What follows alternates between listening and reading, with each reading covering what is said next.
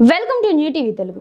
2014లో అధికారంలోకి వచ్చిన ఎన్డీఏ కూటమి వరుసగా మూడోసారి ప్రభుత్వాన్ని ఏర్పాటు చేసింది.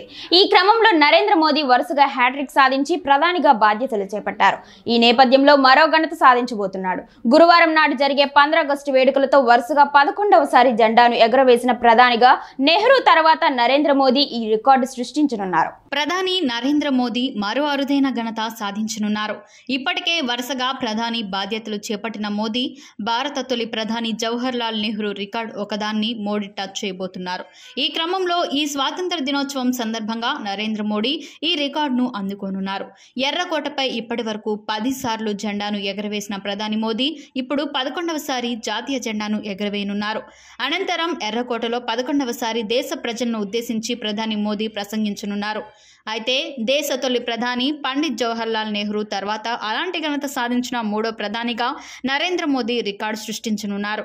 కానీ మాజీ ప్రధాని ఇందిరాగాంధీ కూడా వరుసగా 11 సార్లు జెండా ఎగరవేసి ప్రసంగం చేశారు. మొత్తం మీద ఆమె 16 సార్లు ప్రధానిగా జెండాను ఎగరవేశారు.